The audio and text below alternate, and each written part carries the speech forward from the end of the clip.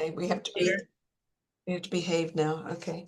So I want to welcome everybody to our gathering and happy holidays to all of you. This is sort of the beginning of a push we get through this time of year, right? Everybody's busy. I'm going to give you a few announcements, and if any of you have any announcements, there'll be a time for you to share your announcements too to the group. First of all, we've got some announcements about our solstice ritual that'll happen on Thursday, December 19th at 4 p.m. This one's for members only, which includes the affiliate, professional, and student members. And this is not going to be any presentation. What we're going to do is create the evening of ritual for ourselves to honor the last dark night of the year, moving into the light. And we're asking everybody to bring something to share, like a poem, story, some music we can play, maybe an art piece, a prayer, and bring a candle. And we're going to do a candle lighting ceremony together online. And if you've never participated in anything like this, it is really a blessed experience. So please join us. We so much want to share in community and in appreciation for what we're all bringing to each other through the work that we're doing. And it's going to be fun as well. So please It was wonderful last year, Holly. It was really special. Was. It I was. loved it. And then in January, Diane Seaman, who's one of our presenters tonight, is going to do a astrology overview for us for 2025. And she's going to talk probably a little bit about it tonight. Not in a predictive way, but just to look at where the stars are lining up and what the tendencies are going to be. So we'll kind of get a heads up of where we're going this next year together. And then those are the only two I can announce right now. Does anybody have, if you want to see this video, it will be posted through the website on YouTube. So feel free to refer people to it. It's free for anybody to see it, of course. And also tell people about our newsletter that will always have the listings of what's coming up in terms of the gatherings. And I'm curious about how many of you are here for the first time tonight. Anybody newbie? Okay, and I think I know the people who are here because they're my students, so I know how you got here. Come. Thanks for being here. We're going to start with, well, actually, let me ask if anybody has any announcements first. Anybody have any announcements you want to make? Classes coming up, Virginia? Yeah, I got two announcements to make. Both of them involve the afterlife. On Sunday, December 1st, I'm doing a guided journey workshop to visit the afterlife, a brief visit, not long like an LBL, but just to check out what's going on and to see how it feels. And that's Sunday, December 1st at, we start at 1 o'clock Eastern time because I'm in New York State. And the fee is $30. And that's that one. And the next one on the following Friday, which would be, I think, the 6th. Yeah. I'm starting a brand new course that I've never taught before, which is Afterlife Regression, which is going beyond the death of the body into the afterlife and exploring the spiritual dimensions and checking out what we find there. So if you are qualified, and all of you are, and you're interested, contact me and we'll sign you up. Okay. And you can always reach our members through our website because there's a listing for all the members and their contact info. I have a class on December 7th and 8th, a weekend on Life Between Lives, facilitation, how to facilitate life between lives. The Michael Newton training. And so I'm doing that December 7th and 8th. And these are all online, right, ladies? Oh, yes, mine are all on Zoom. So people from everywhere. Okay. And then I'm doing my yearly class on spirit releasement therapy that is basically for people who have hypnotherapy training at least 100 hours. It's 4 consecutive Fridays from 3 p.m. to 6 p.m. Pacific time. And there will be hands-on experiential work in class and outside of class so that when you graduate from it, you'll feel pretty competent in doing some spirit releasement with clients. Hi, Holly. I have a question about that. You said it's yearly. Does that mean you do not give it twice a year? That's correct. Usually I don't give it twice a year, just once a year. Then Okay. I do my past life one once a year as well. So this is the only chance to take it. For now. Here. Yeah. As long as I'm kicking, I'm doing it though. I'll tell you. Yeah. I'm committed. There's always Okay. next year. So our presenters tonight are all accomplished authors. They're all teachers, and they're all contributors to our fabulous new book, which as we speak is in the very final stages of editing for the audio book that should be out hopefully before Thanksgiving. It's getting a little crunchy right now, but it will be out for the holidays. And we're going to ask everybody to mute your mics. And the question and answers will happen after the 3 presentations take place. So write down your questions. We want to have a voracious conversation afterwards. So please feel free to contribute your questions or your comments after you hear about the author's work. Each author is focusing on one of the chapters that they've written. Several people have written more than one chapter. I will let you know what the titles of the chapters are. And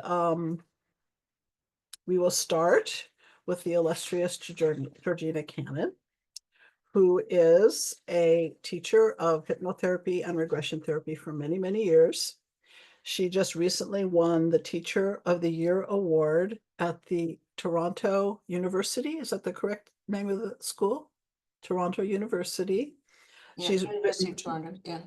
She's written many, many books. She is a goddess of being online and podcasts and interviews all over the internet. You can find her everywhere and anywhere. And she has a 25-year experience of doing this work. So she's got a lot of experience behind her. And her chapter today is going to be the one on letting go of patterns in our book.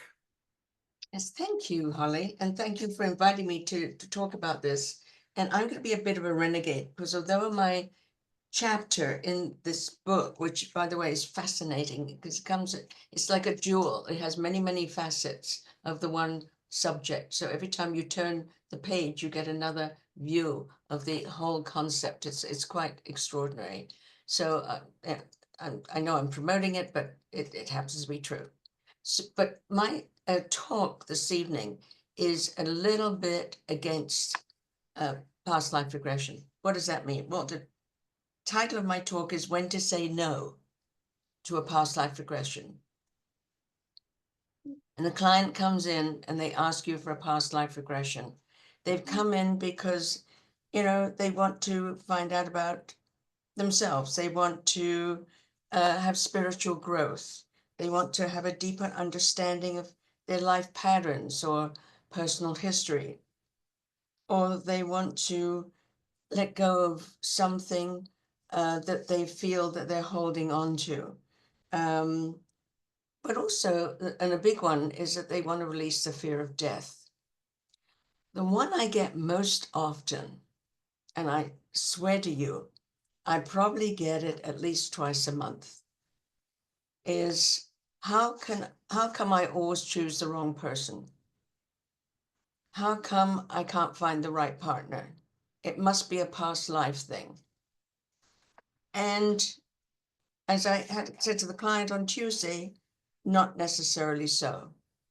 And a past life, if you go straight into the past life, I explain to my clients that that can be a spiritual bypass. Let's have a look and see if it's something you picked up or learned in this life. Let's have a look and see if this is learned behavior. Maybe this is the way you were brought up. Maybe you haven't learned how to have a relationship. Maybe you haven't learned how to choose appropriate partners. Maybe you don't know your value system or what you stand for or what you need to look for in a partner. Because I remember when I was 18, 19, and 20, which is centuries ago, I used to go dancing every Friday night and Saturday night, and I'd always have a boyfriend that was a good dancer. And for me, that was the key. If he was a good dancer, he would make a great boyfriend. I mean, of course, that's nonsense, but it made a lot of sense at that time. And I will tell you that this client who came from a Latin American country on Tuesday was very close to that. She was 32, hadn't had a partner or a boyfriend for a long time. She'd had a series of short-term relationships, and her family didn't know why she wasn't married and had 5 or 6 children. So she felt wrong. She felt wrong in her skin. She felt wrong, and she thought it had to do with past life. And when we did a little exploration of her early life and her early life patterns and her parenting that she was brought up with, she has 6 brothers and sisters, all from different fathers. And they were all sort of happy at the time, but she was one of 2 girls, the family of boys in a Latin family. So you can imagine, those of you who understand culture, she was not heard much, quite diminished.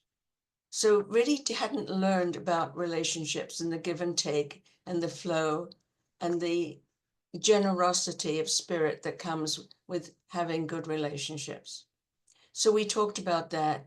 And I didn't say to her, don't have a past life regression. But what I did say to her, and I will say this to you,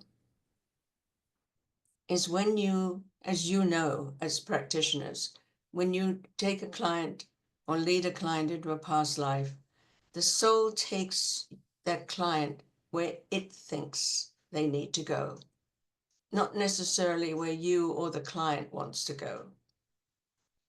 So they may be paying you a lot of money and spending 2 or 3 hours with you and not getting the answer they want.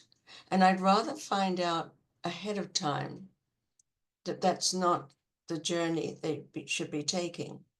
So what I did with the client, just so as you know, was suggest to her that maybe there were some other things we could do.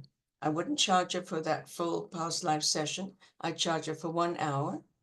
It was up to her to make the decision. I gave her the whole explanation. I said, you know, neither one is right or wrong. It's your choice. But I will tell you that I don't believe personally that that spiritual bypass is going to serve you well, knowing what I know about your life today. But if that's what you want, happy to do it. So she decided she'd rather take the 4 or 5 sessions and learn how to be comfortable in her own skin, learn how to have relationships, what her value system was, and how to work with a partnership. So she could choose a partner, a man, because that's what she was looking for, a man who would treat her as an equal and not come in to take care of her so that she would always be reliant on him. Because the moment she became reliant on him, she found that they became bullies and she lost her issue of choice. So that's what happened on Tuesday. And that's what happens, I believe, if we do spiritual bypass. I'm just going through my notes here. So I believe if we allow the client or we take the client on that spiritual bypass journey, it helps them avoid present responsibility by blaming past life, blaming outside of themselves, not owning themselves, not being able to be comfortable in their skin, by adulting, if you like, by making choice.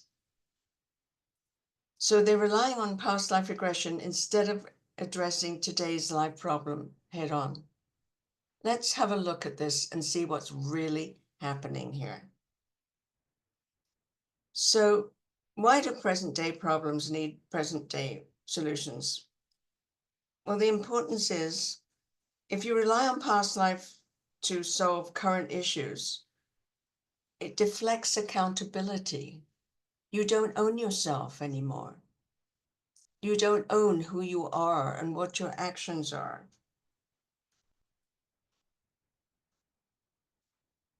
I believe that practical problems need practical solutions, and they often need conscious thinking, conscious planning, conscious choices, which in turn we use the subconscious to bring to fruition.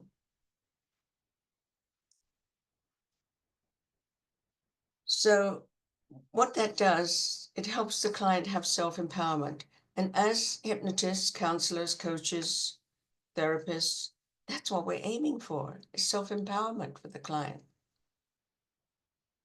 So when the client feels self-empowered, that's the time for them to do a past life regression, to discover those other parts of themselves.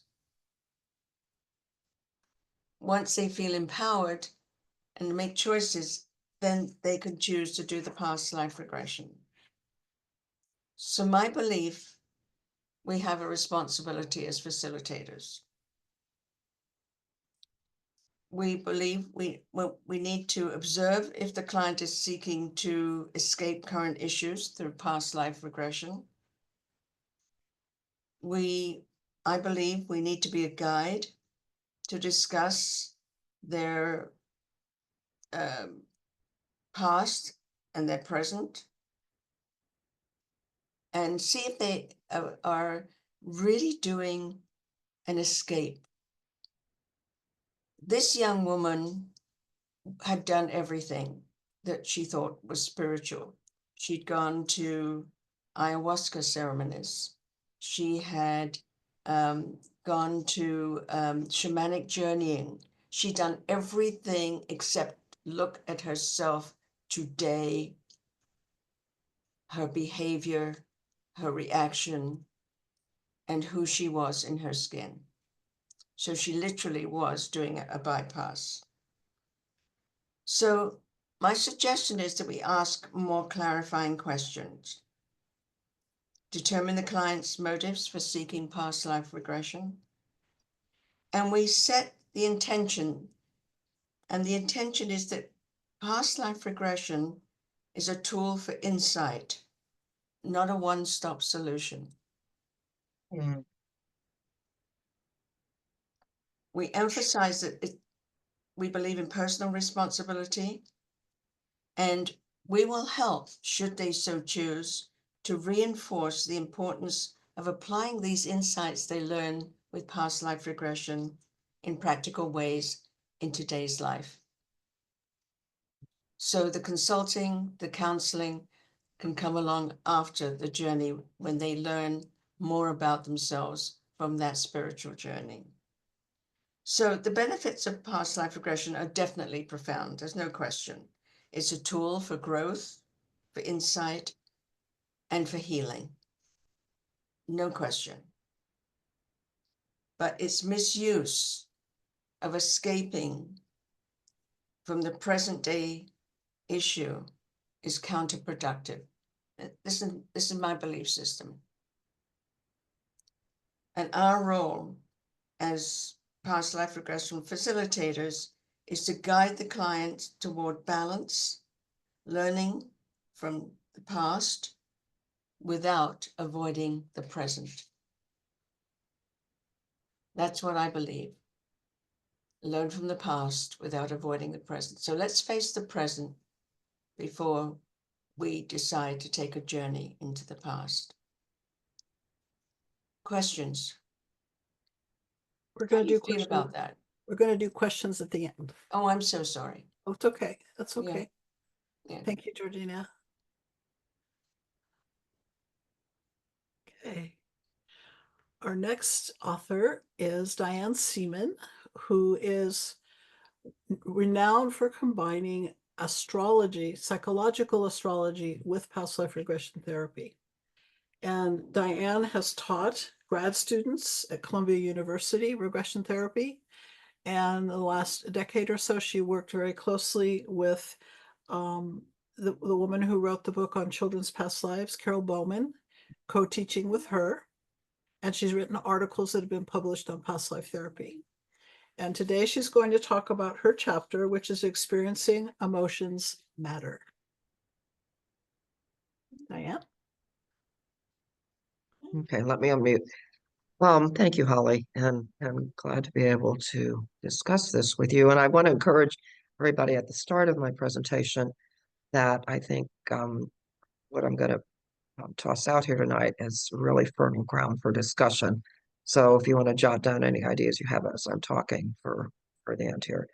And Georgina, thank you so much. I don't think what you brought up tonight is discussed nearly often enough in our profession. I rarely hear it, actually. Very important. So thank you. And spiritual bypassing is a really hot button topic for me, but I've never quite applied it like you did to regression. So thank you for that thought-provoking perspective. I'm going to springboard off of Georgina's spiritual bypassing theme, because what I want to present is two kind of extreme views in the regression therapy field, and in pursuit of, I'm going to start with the extremes in pursuit of finding a middle ground.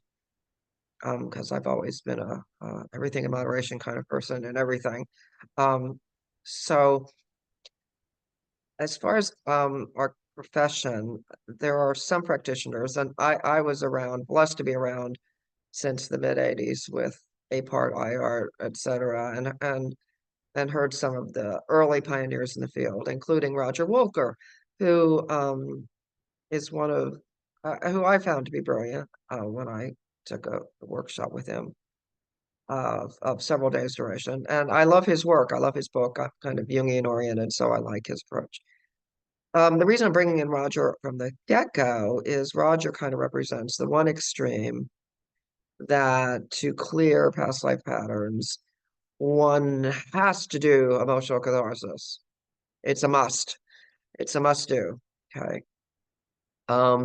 Then the other extreme polarities are represented by many people in the field that have the tendency to view it as it's okay to just kind of watch from a distance, witness, get the mental awareness, the insights on a mental level, and that should do it. I personally don't find either extreme polarity to be valuable or useful. Here is what I have learned in my decades worth of personal journeying in past life clearing and in working with clients. Number one is surrender to the process. And number two, trust the process. And trust that the process is being guided by, there are many terms in our profession that are used, the oversoul, the inner wisdom, a breathtakingly wise, part of us that goes beyond the ego, that transcends time and space and knows our soul patterns. But I have really learned to trust the process personally, and in kind of holding the space for clients to go where they need to go. From that vantage point of believing very firmly in those two tenets, surrender to the process and trust the process, I think certain clients, some clients are going to need to go into emotional catharsis as part of their clearing, healing, resolving whatever past life material that is up for resolution. And it is very important for us as practitioners to be comfortable with our own intense emotions so we can hold the space for the client to go into whatever catharsis they need to without our own unconscious stuff getting triggered and kind of pulling them out because we're uncomfortable. So that's a really important component. So I think it's important that we all do our own inner work. And that is a big factor in, I think, what makes a good practitioner. So those that need that deep catharsis, we need to allow them to go there. And I mentioned in the article that I heard a woman speak in the Philadelphia area. This was decades ago, but I never forgot it because I was sitting there appalled. I was sitting there appalled and trying to be like tactful and not expressing that I was appalled when and she was more what I call spiritual lala types, meaning stay in the light vibration, never express bad emotions, and she was sitting there talking about, I remember she said this, I would never allow a client to go into some traumatic past life scene. And I was sitting there thinking, who are you to decide that? That's for the client's inner wisdom to decide that. She was a really glaring example of, in my opinion, how not to hold the space. Because I don't know her. I don't know what her own personal journey and history is, if she was comfortable with her own emotions, but I really literally was appalled at her position. But anyway, that's one extreme. Here's what I have concluded. I don't think there's any dogmatic, rigid, always, never approach. I think it's up to the individual client. And even if one works with a client more than, many times and they clear various past lives, maybe some they need to go through a catharsis and others they don't. So there's no like rule here. There's just inviting what I love to call the breathtakingly wise inner wisdom in each client to guide that client's journey in that therapy room with you. Now, sometimes the emotional catharsis doesn't happen in the therapy room. Sometimes, we just loosen. I've got a little bit of a cold here. Excuse me. Sometimes in the therapy process, especially if it's really painful material, the therapy, I got this image decades ago, is like pouring warm water into a bucket with caked mud on the bottom. And that hard, dried cake mud is all the emotions that have been repressed for lifetimes, or in one particular lifetime. And so in the therapy room, we might just be pouring lukewarm water in and gently stirring to soften that caked mud on the bottom of the bucket. And, your client may not express much in the session or even get much in the session on the surface. But I have seen this many times that they will go home and anytime in the next days, weeks, and even months, something that will have been loosened in the counseling session will start to push up. And so, including a lot of emotions. So I always, make myself available if a client anywhere down the road goes into a healing crisis, as opposed as a result of the work we did, and let them know that there's absolutely nothing wrong. That if they can give themselves permission and have the space to feel whatever is coming up, it is critical to their process. And then we can do a follow-up session to talk about what came up, if indeed the emotions erupt outside of the therapy hour or, office. I personally, my personal journey, for whatever reason, has been needing to feel incredible emotional catharsis with the lifetimes that have come to my attention to be healed. And all I can say experientially is it is not fun. It is exhausting for a while.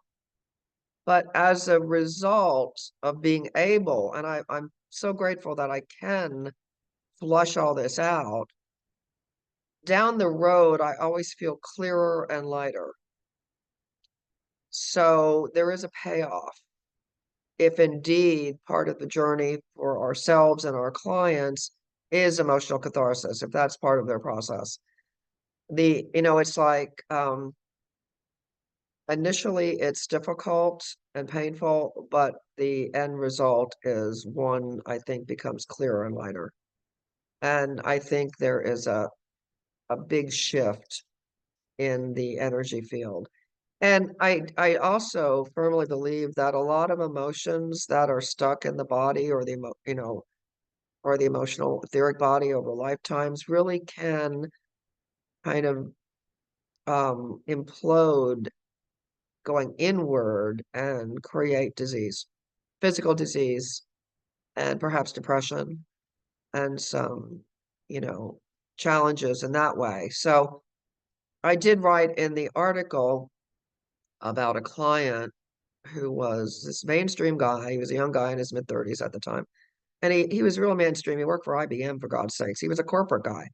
He wasn't some fringe person. And he had a great childhood, and he came in saying he had always had this chronic low-grade depression. And he had tried traditional therapy. He had tried psychiatry, biochemical psych meds. He had probed his childhood, and he had said he had a really good childhood. And I didn't get the impression that he was in denial about anything. And then he talked about having almost what could be called an obsession with the World War I battle in France called Bellewood. And when he said that, something intuitively in me went, bingo. And I said, okay, Scott, you want to see what that's about. And I think this past life World War I soldier was so close to the surface, and it didn't take much for him to go full blown into the memory.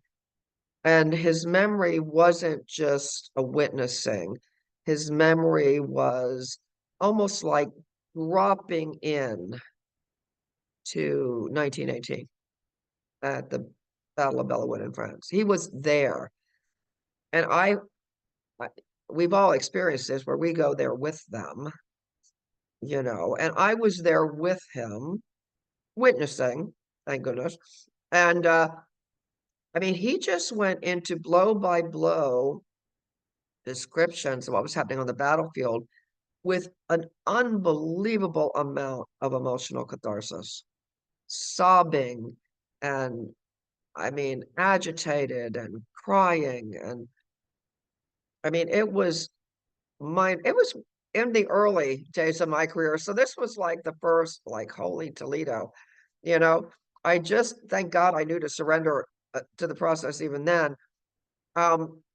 What was so important, though, that links to my whole principle here, is that when the client needs that kind of emotional catharsis, let them go there. And what is so significant in Scott's case is, after really flushing out unbelievable grief and guilt, he had survivor guilt because he was taken off the battlefield when he was injured, and he was a platoon leader, and a lot of his soldiers under him were killed.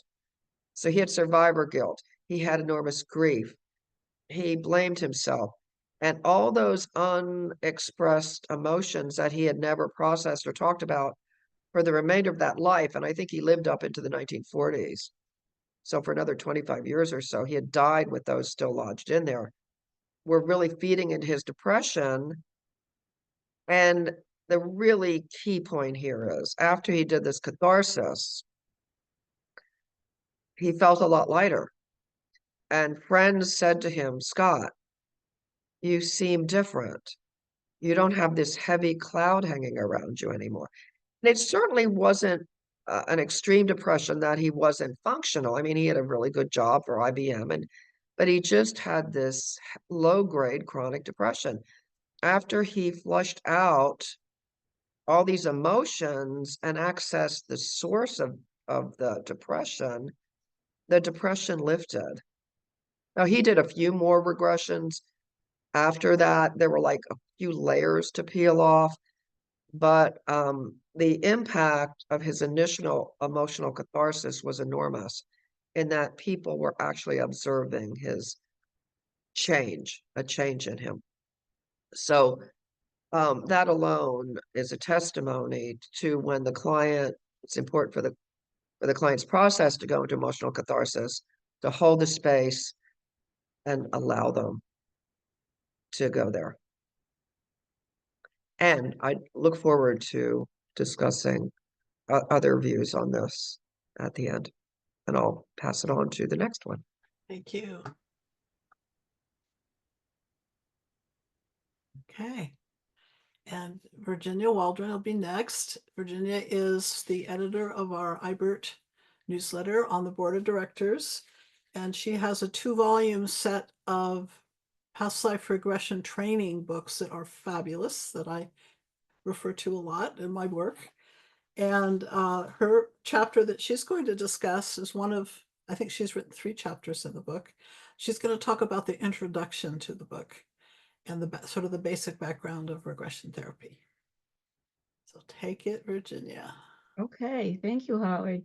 Yeah, I wrote the introduction, which talked about kind of the history of the belief in reincarnation and past lives in terms of human culture, and I want to talk about that.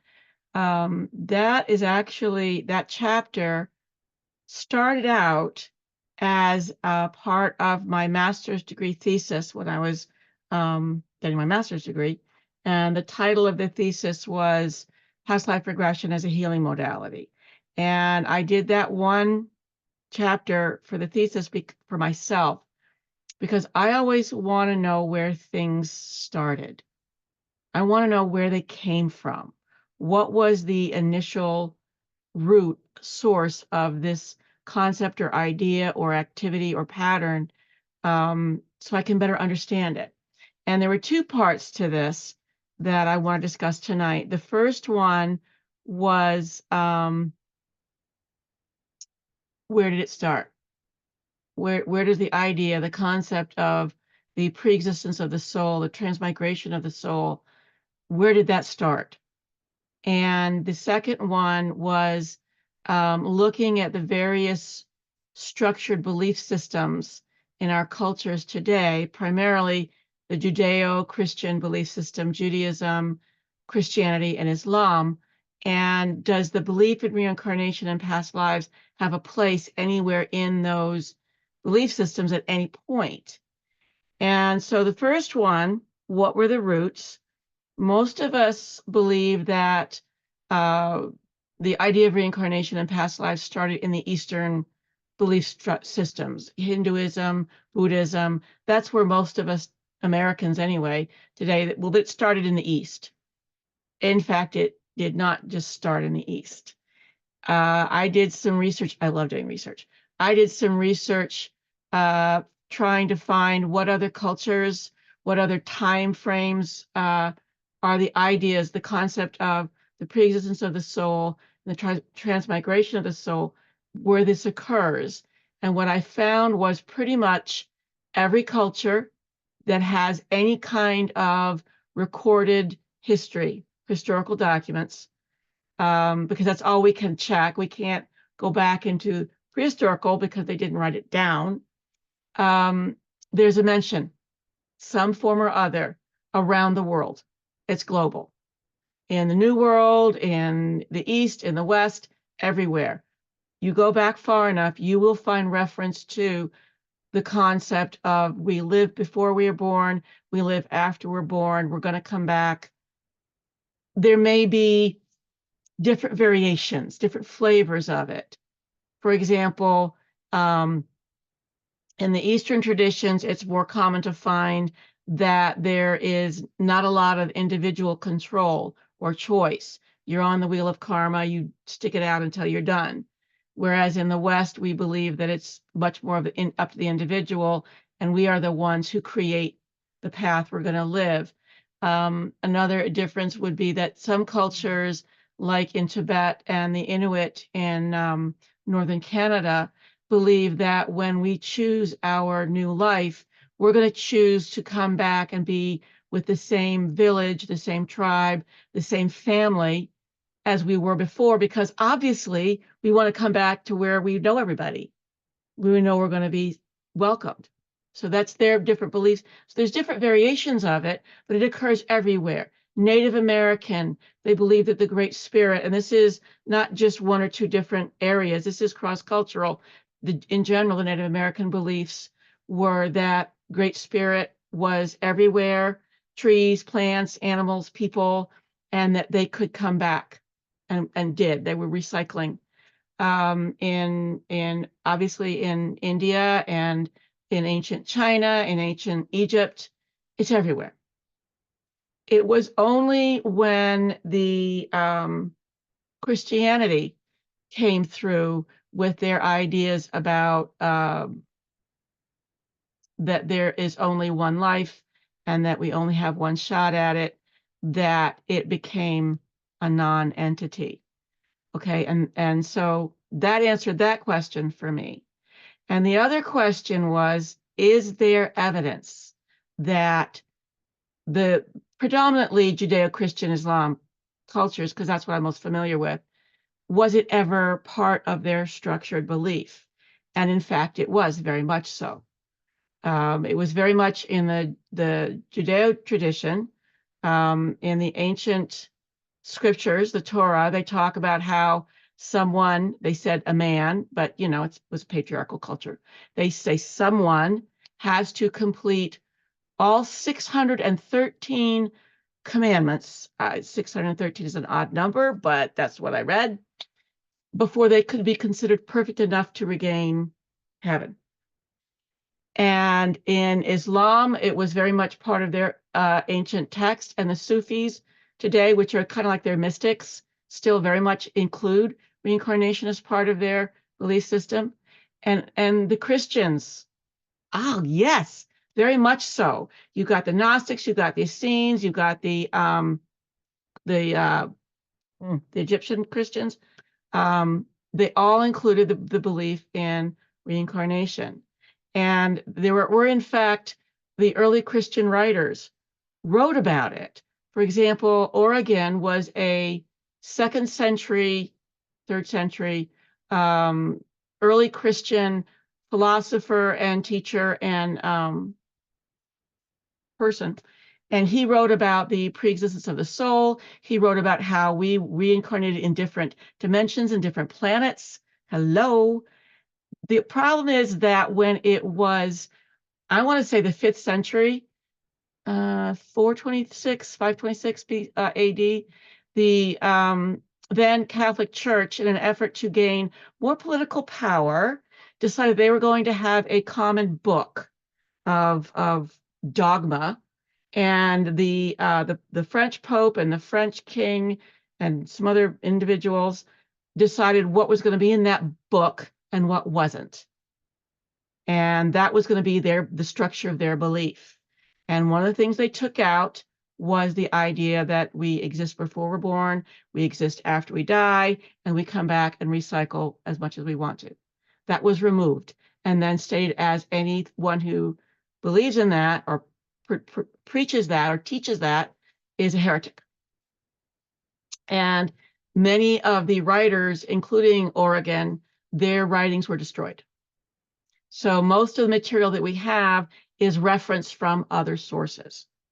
But then you've got the Gnostics, who very much included reincarnation, and their sacred texts, which would be the Nag Hammadi library.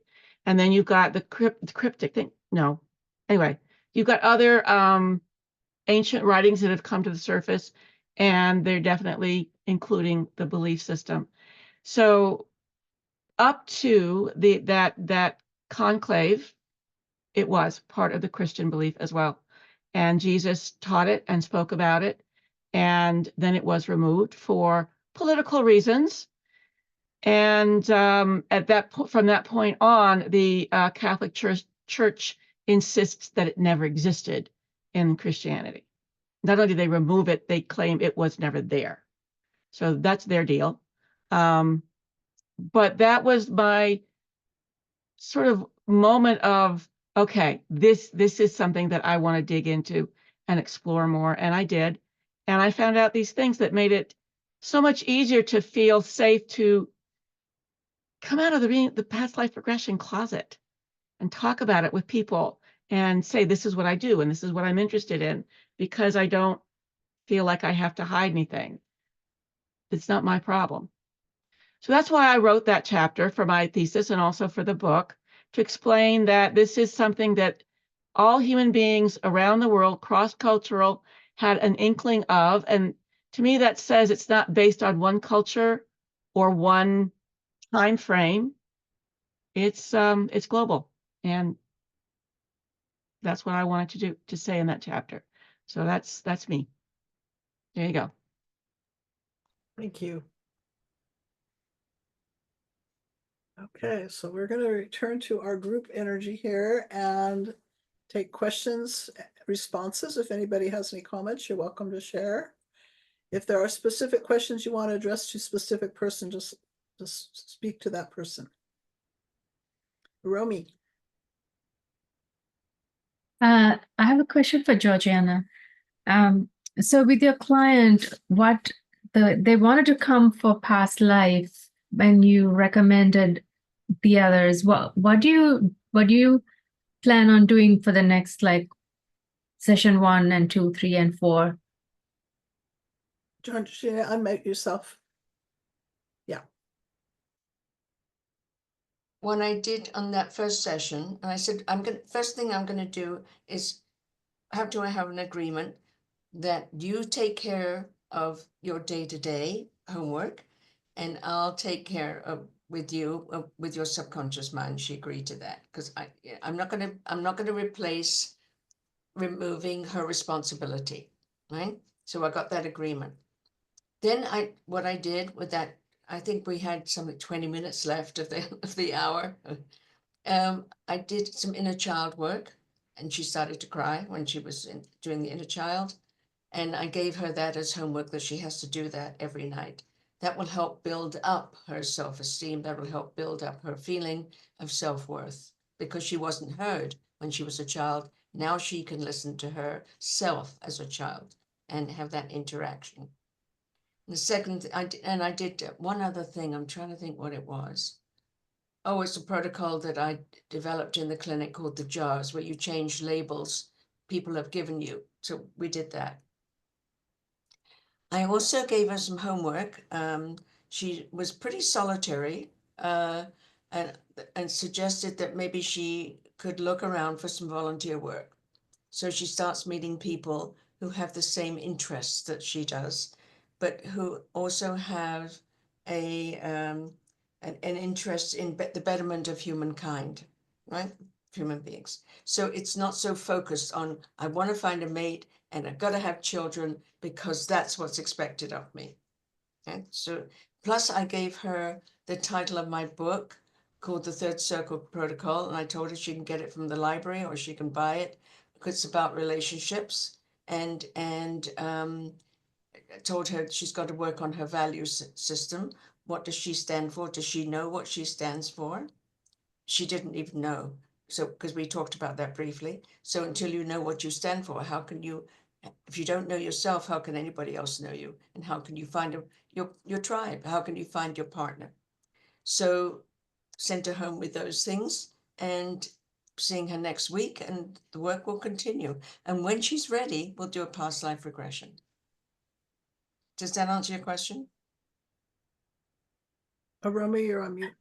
Sorry. My question was, like, how do you normally structure? I'm a new hypnotherapist, so Oh, I see. I that's see. I why. see. Like, okay, so you did, like, inner life and gave us some, homework. Homework. Like, how would you do, like, how would you structure number 2 and 3 and 4 sessions? Like, or do you wait until the end of Well, I want to know, first of all, they want to know they've done their homework. Because if they haven't done their homework, then they don't have buy-in, and I question them on that. How committed are you? Because I'm not doing it to you. We're doing this. This is a co-creation. do people actually do their homework generally? Absolutely. Okay. If you expect them to, Mhm. they do it. If you're iffy about it, they don't do it. They want you to do it to them. They want the silver bullet. Mhm. Want, they want to be done to, although they say they don't want anybody to take over their mind, except they want you to take over their mind and do it for them, which is really funny in a way. But no, you set that right up front. This is a co-creation. I'll do this part, but you have to do this part. This is between, this is a partnership here. If they had done all the homework, what would your second session be? You know what? I don't want to take the time up for this group. That's Okay. not fair. I'm happy to do this by email. If you want to email me, I'm happy to take you through it. Thank you. Yeah. Email me, okay? Sure. Georgina Yeah. at Georgina Cannon. Yeah, you can email me, okay? Thank you. Okay. Sarah, did I see your hand up? Did you have your hand up? Didn't, but I do have a question. And then Mel can go next. I just really love everything that everybody has talked about, and it's so much food for thought. I'm like a newer hypnotherapist, and I'm wondering, looking back on your careers, what you wish or what you could have known earlier in your career. Okay, that's helpful to know, because even just the laugh is actually helpful, because it is a solo journey. So I would love to hear, just looking back, what you would say to your younger. Let me go. I'm going to go first because it's almost embarrassing. It's an almost embarrassing story. Even better. Yeah. The first thing I've learned is don't let the client run the session. And I tell you how I learned that. I'd been in practice maybe 2 months, and I was working out of an office in a chiropractor's office. And the receptionist said, your client is here. So I went to got her and brought her in. And we did the intake, and I was quite proud of myself. I was 2-3 months in and quite happy. And then I said, so tell me why you're here. She said, well, I'm having trouble feeling on my body. I'm having trouble just feeling in my body. So I thought, okay. What do you mean feeling it? What should I, even when I have a shower, I can't feel my body. And certainly when I have sex, I can't feel my body. So I said, okay. And all right. So I thought, well, I'll do some hypnosis about the sensations of her skin and some of that. So I started to put her in hypnosis about 15-20 minutes into the session. And she started to say, yeah, I don't like this chair. Can I lay on the floor? So I said, sure. Stupid me. So she lay on the floor. And as I went through the script, making it up as I went along, she started to squirm and go, oh. I mean, she she was saying a whole sexual number in her mind, obviously. And I didn't know what to do. And my first thought was, I'm going to open the door and sell tickets, but I didn't want to do that. But I didn't know what to do. So I brought her out of hypnosis. I gently brought her out of hypnosis and said, you know what, I think you may want to go and see a sex therapist. So never let the client take over the session. I should never have allowed her to get out of the chair and lie on the floor. Okay, that's my answer. I don't know what everybody else says. Yeah. Yeah, that's good, Georgina. That's a good advice. What I came into this work, being in the beginning of my life, being more of a left brain scientist. So in the beginning, I had a real hard time getting my left brain out of it. So in order to keep my left brain busy, so it wouldn't try to run things, I took handwritten notes of everything the client was saying, because it gave my left brain something to do. And it really helped to give it a task so it wouldn't think it had to come in and figure it out. And I think in the beginning, over the years, I had to develop trusting the process, meaning it's okay to have moments of silence, without having to rush in and direct or not lead, but ask a question. It's okay to have silence and allow the client to be in their deep inside and let the material emerge in their own timing and rhythm. I don't have to fill in every space. I think that was my biggest learning. And as I said in my presentation, I think the two things I've learned was surrender to the process and trust the process. But that was a learning for me to come to that. I mean, in the beginning, that was more of a mental idea versus an experiential knowing. I gradually grew into it, but in the beginning, I needed to keep my left brain busy to stay out of it. That's my contribution to your question. Well, I'd have to say I agree. My biggest learning was like Georgina, that essentially being bullied by the client and making sure that the session went the way that it needed to go and not the way that they were trying to force it to go. I've had clients try to tell me what music they approved of and what they didn't. Oh, you can't have anything with a saxophone in it.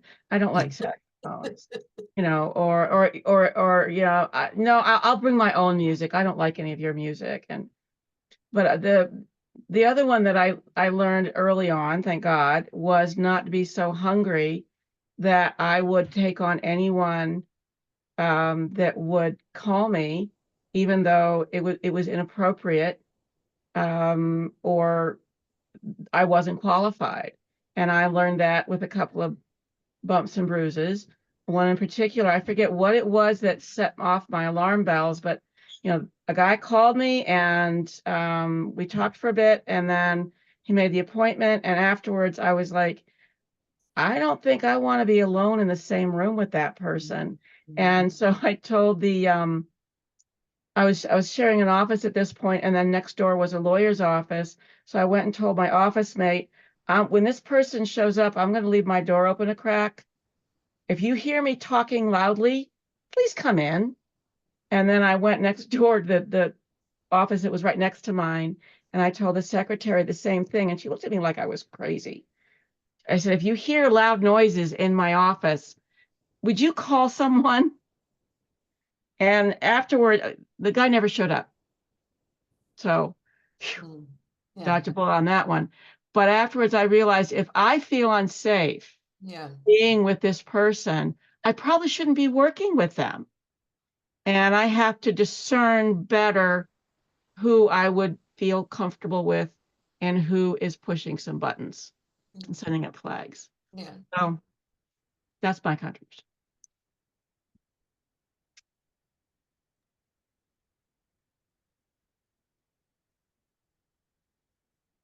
Holly, we can't hear you. You're muted or something, Holly. We can't hear. You're muted. Emil, do you have a question? Eliza's fighting with the angels, it looks like. Yeah. No more questions? Yeah. Yeah. Colin. Emil, Yeah. are you going to ask a question, yeah? Colin, go Yes, ahead. yes, I'm trying. And So Karen. the question is towards everybody, but maybe Diane in particular, about trusting the process and kind of letting it go where it goes, essentially, which makes a lot of sense. And for most of my clients, that works well. But I have this client that I actually saw today, and it's difficult for this particular client because she has part of the difficulty is that she has an autoimmune disease.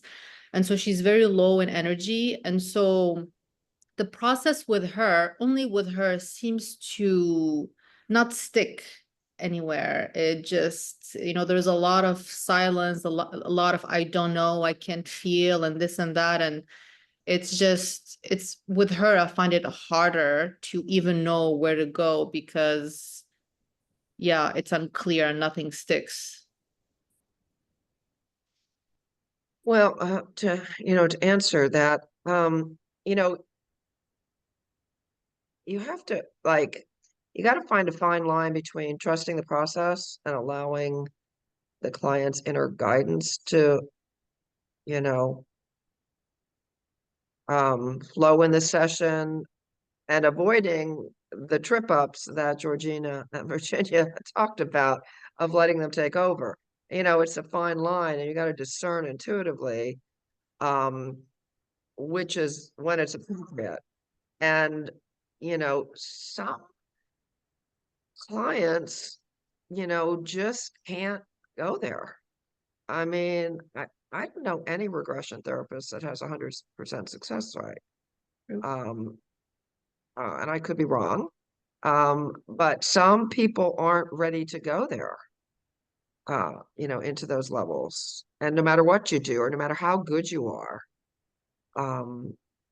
and, you know, that takes discernment too, you know, when, like, you know, Georgina was talking, when regression therapy maybe isn't appropriate and it is spiritual bypassing and they need to address, you know, the realities of their current issues.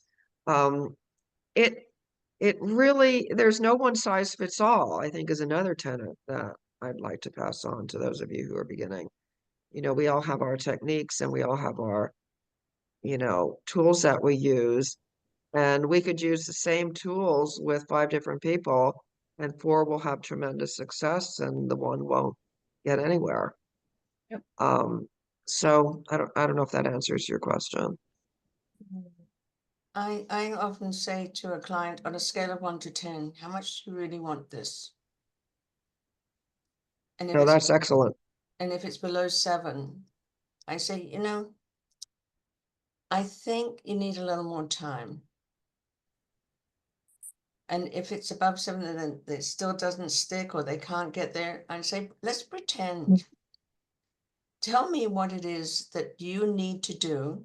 Just go inside yourself and ask that part of you, what is it you need to do to allow this to work for you? And I'll be quiet until you have the answer. And people hate silence, right? So you sit there and you watch the clock ticking, and they know the clock's ticking. I give the responsibility back to the client. That's what I do. Yeah. And we must remember that we're only the facilitator.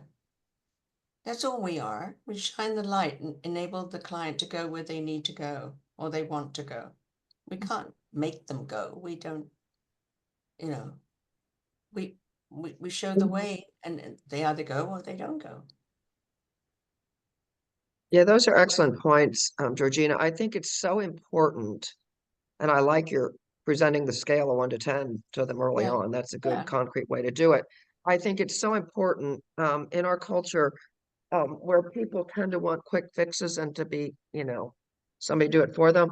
And I say this in my article, you know, in the chapter in the book, it is so critical to emphasize to the client from the very get-go that they are a full participant Yeah, in the process. that's And right. if they don't want to participate fully, I can't do a thing for them. Mhm. You know, they've got to meet you halfway, at a minimum halfway. Co-creation. Yeah. Co-creation is another great phrase. Yeah. You know, so it's so important in this day and age, you know, with quick fixes and everybody wanting, you know, take a quick pill and, you know, get resolution, to recognize can be, you know, inner healing is hard work. It takes time and focus and attention and energy, and it's not always fun. But unless they're willing to fully participate, you know, there's not much you can do. And it's not on you. They're not ready for whatever reason, you know, which is echoing what Georgina's been saying. Yeah. Okay. I think Colin had his hand up first. Yeah.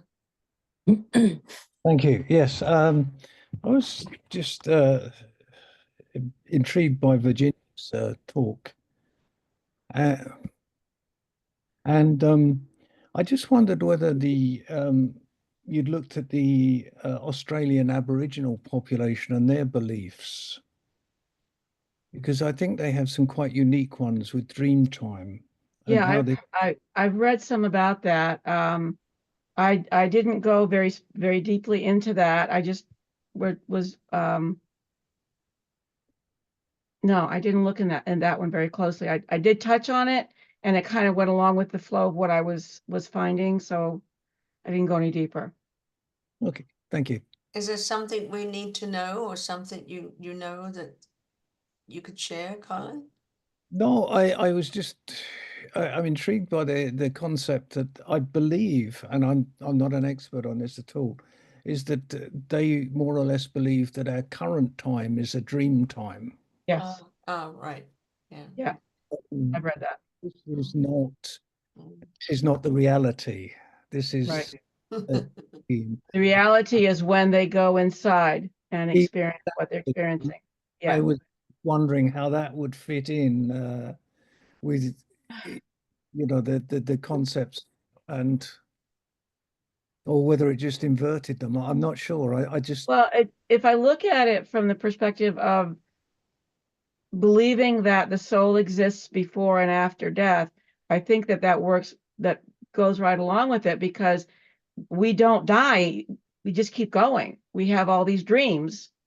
If each physical life is but a dream, then we have a lot of dreams. So Yeah. cool. Yeah. And the reality is that we don't die. We just keep dreaming Mm. until we're not. yeah, that leads to the question, do we keep dreaming between lives? That's another book, Colin.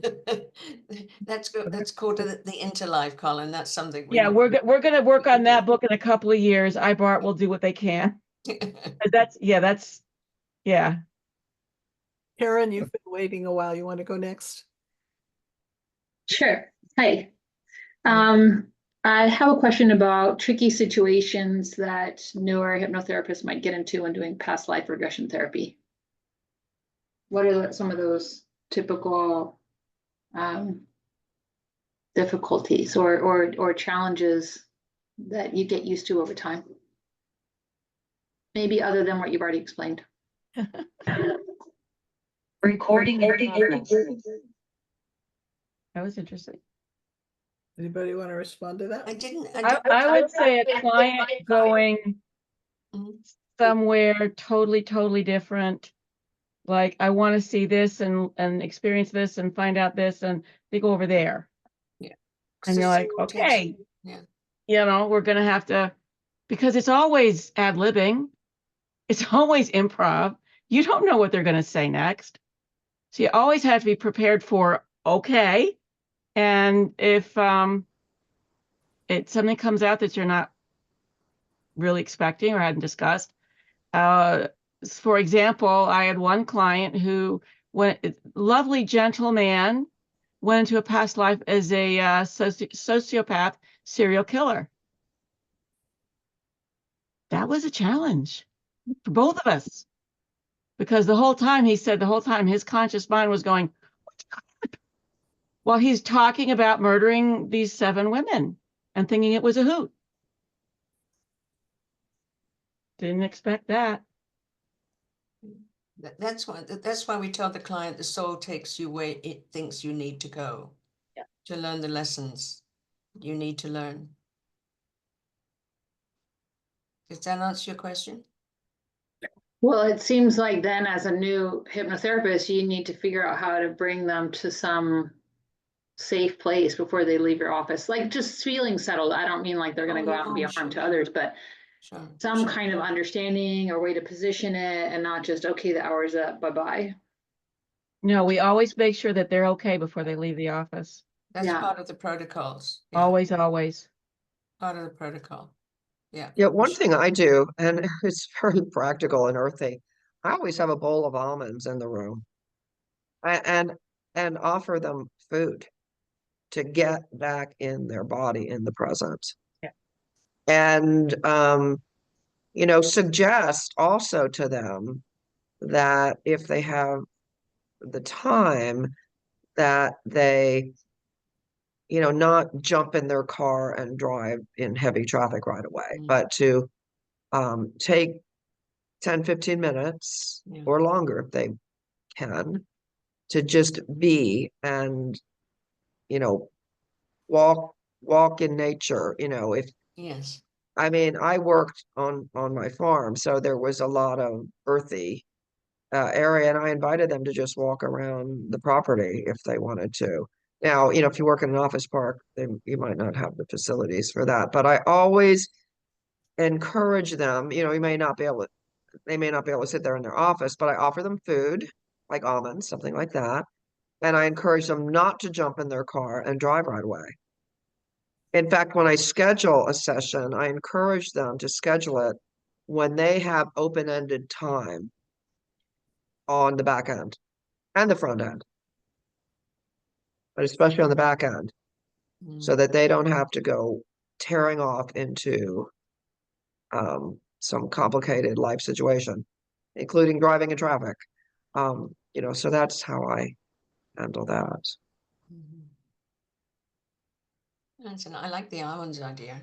Yeah, it's a great Thank you. idea. There's something about, you know, food. Yeah, It's earthy. It grounds them back in their body. yeah. Can't the do minute it if you're they- working online. Well, that's true. This stems from Virginia.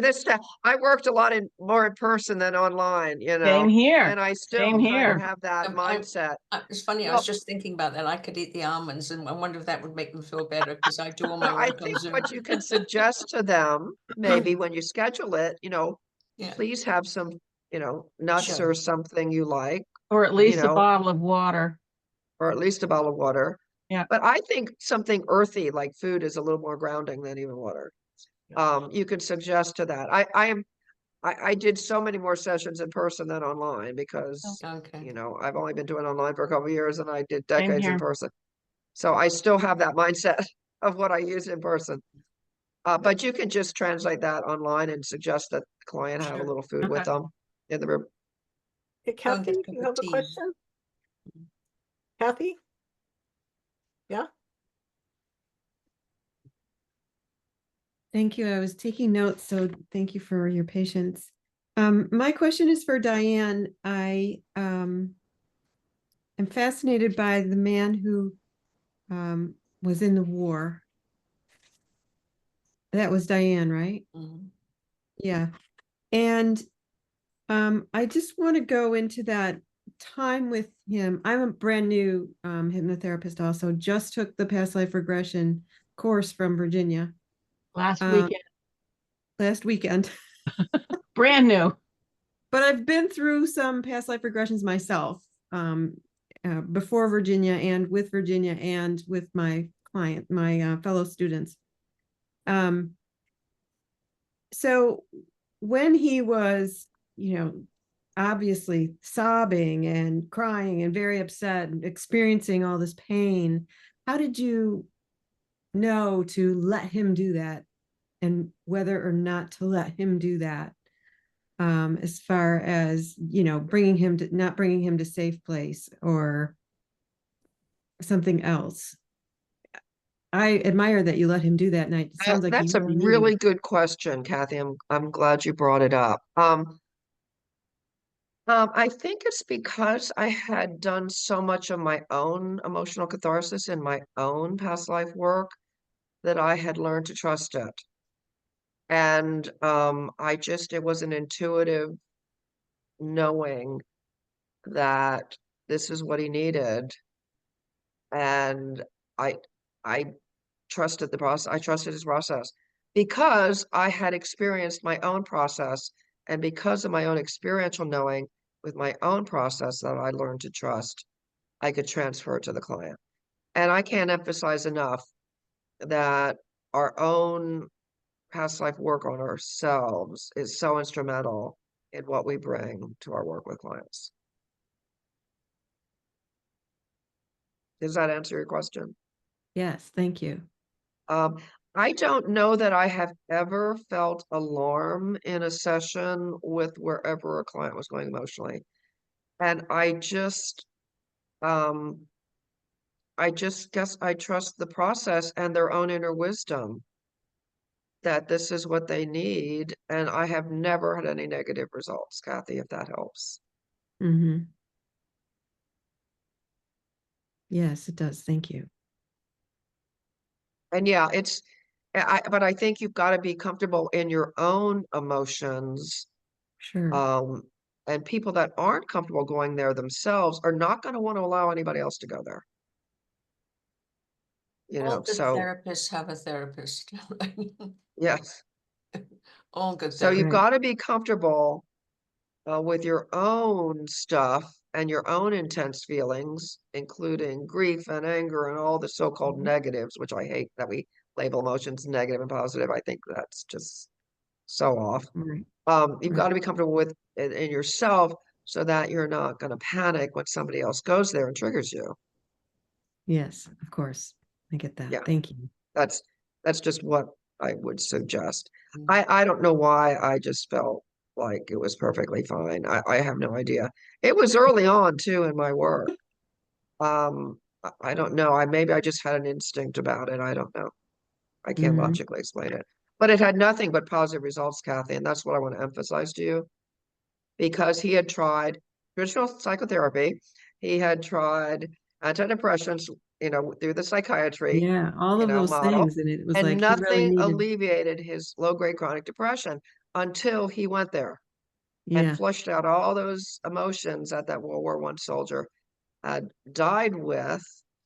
And once it was like this dark storm cloud inside of him that was feeding this low-grade chronic depression. And once he expressed it, his friends observed how much lighter he was, Kathy. So I want yeah. to emphasize the absolute positive outcome.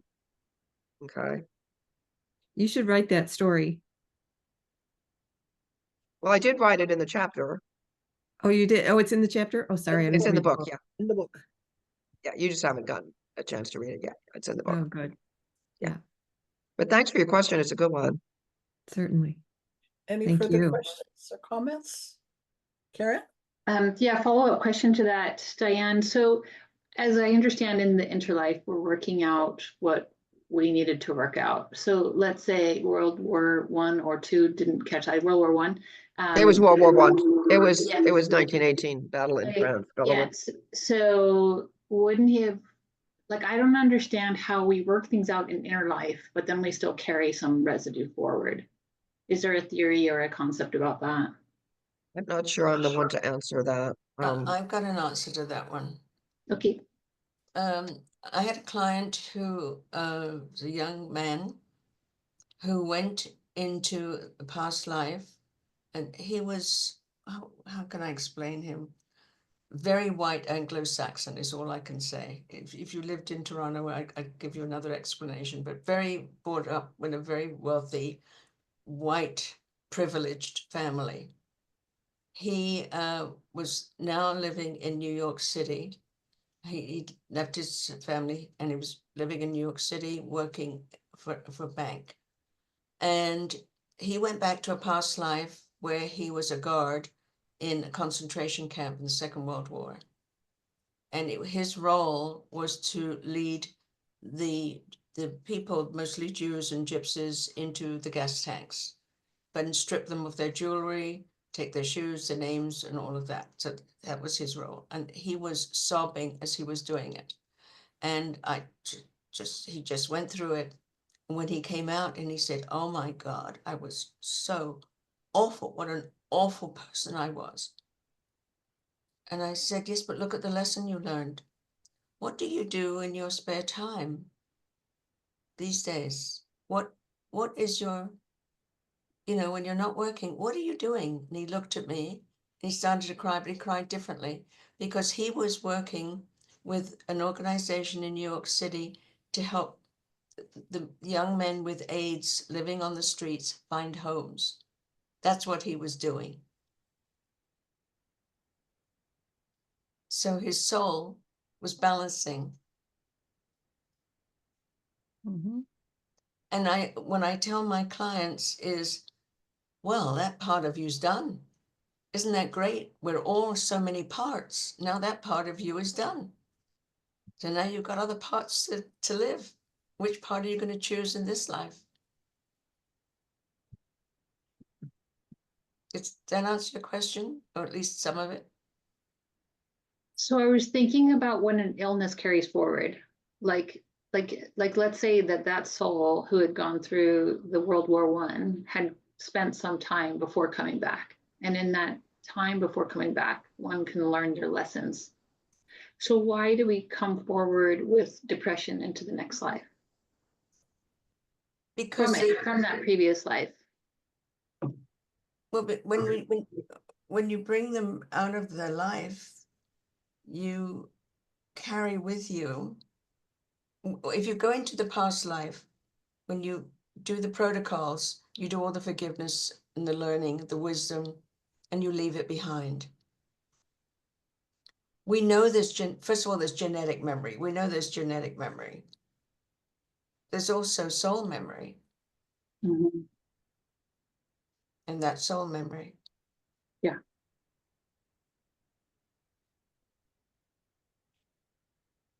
Does that help at all? Or Yeah, I think so. And maybe there's some value in refinding that lesson in this life, like allows that person to. But that's where the soul grievance. took him, right? That's where he went. Yeah. I think that a lot of times when we have very strong emotions or feelings that we have not resolved, we bring them back again so that we can look at them from a different right. perspective and balance them out. That's how we let go of them. That dark Velcro that stuck to us, that's how we release it, by looking at it and dealing with it from another perspective. The gentleman I mentioned that had been a serial killer in the past life, he wanted to know why his mother hated him. It turns out she was his first victim. And he took her life, she gave life to him. And that was how they were trying to bring balance and working it out. And it was more than one lifetime. It was several layers of lifetimes that they were working through these lessons. Okay. And it's almost when you decide to come back, I'm going to work on this, and this. I'm not going to work on that one yet, but I'm going to work on that. And you take them with you so that you can address them and get a better understanding, because we're here to experience and to learn through experience, hands-on experience. That's the way I explain it to my students. Well, thank you. Yeah, and if you don't learn it in this life, then you have to come back and do it again. Yeah. And some of the toughest lessons are self-love and self-forgiveness. They take a long time. I just have a follow-up question on that. How should we think about, the soul always takes you to the right thing. Why would a soul take you to become a serial killer? How do we do that? You need to learn the lesson. There were things that he had to work out through that life. There are things that he brought with him to his current life, where he was a very soft-spoken, gentle, compassionate man. So he was the reverse. And he had to see it from that perspective. See, because on the other side, we don't judge good, bad, right, wrong, ugly, beautiful. That doesn't exist.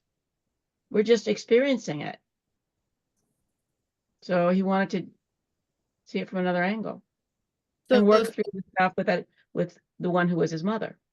So soul may have brought him to create this life of being a serial killer so that he accumulates like anger and hate that he needs to then work out in the future life? Is that No, I think it was more along the lines he needed to experience being the bad guy. You need to experience what it feels like to do those things. We've all been Vikings. In one life or another, we've all done those things because we need to experience what that is about. But it's not only what we need to experience, it's what we give others the opportunity to experience through us. That's right. Yep. We're all everything. Yeah. Good, bad, stupid, smart, kind, unkind.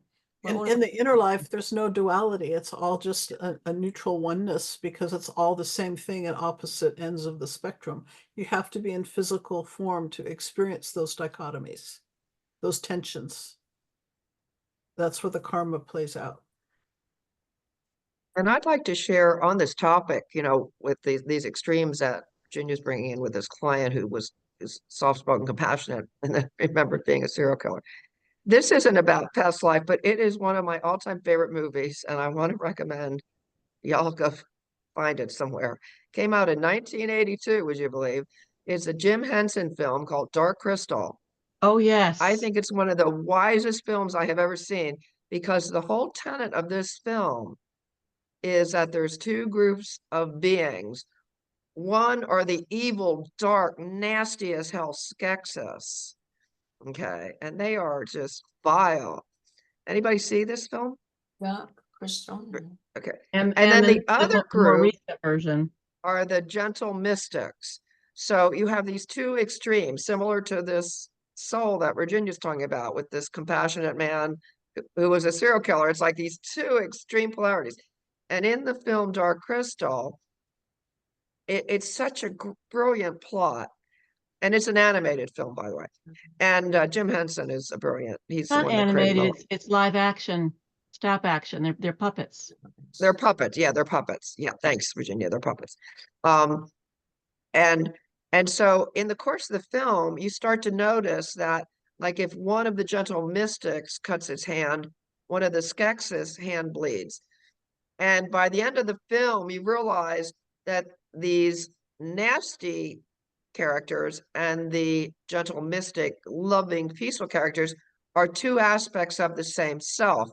But what I love more than anything in the world is at the very, very end, they come together and they blend the energies, this extreme light and extreme dark, and they just morph. Remember that scene, Virginia? They just morph into this tall, radiant, spiritual being by merging the extreme light and the extreme dark. So both are needed, I think, is the point of this film. Highly recommend it. It's got to be online somewhere. So we are at the closure of our time tonight. Thank you all so much for being here. I got one last quick question, Holly, and this is a silly question, but it puzzles me. 25 years I've been working with this, and I've never figured out how to let women know not to wear mascara. Because it's going to run. You know, they're going to get emotional, whether it's joyful or pain or whatever. And they get the black mask going on afterwards. And if I say, oh, by the way, when you come, don't wear mascara because you're probably going to cry, because I'm giving them the suggestion that they're going to cry. Right. And yet. This is a great question, Virginia. It's so practical. Yeah. Well, if they come from the office, they're going to wear it. I've got one comment. Somebody suggested the book called The Little Soul in the Sun, which is great. It's by Neil Donald Walsh, W-A-L-S-C-H, the man that wrote Conversations with God. It's a fantastic book. It's a children's book. I used to give it to all my clients to read, especially abused women. As you can see, it's very dog-eared because I used to leave it at the reception office. And people it's a beautiful, beautiful book. And it talks about, Neil Donald Walsh says, you can't have up without down, left without right. That may sound familiar to those of you who read the newsletter.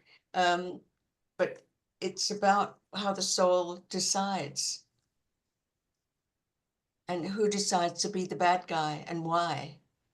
It's a beautiful, whoever it was who was it that recommended it? Somebody in the group recommended it. Okay, but it's by Neil Donald Walsh, W-A-L-S-C-H. Yes, I corrected that on my text. Did the correction come book. through? Yeah. Little Soul in the Sun. It's just a beautiful book. Yeah, and It's it's just about amazing. what we were talking about. Exactly. Thank you for bringing that up. That's Certainly. a great suggestion, Kathy. It's a children's book. Yeah. Yes, it's a children's book, but it's I read it to the It's class. cleverly disguised as a children's book. Right. Yeah. I want to acknowledge the over 100 years of professional experience that our authors have brought to us tonight, and the wisdom that came along with that, and how profound it is to be able to sit in community like this and share these deep esoteric experiences with each other, knowing that it's making a difference. Thank you all. Okay, bless you all. Have a good holiday. Hope to see you in another gathering soon. Thank you so much. See you at the solstice. Thank you. Bye-bye. Bye. Bye. Bye.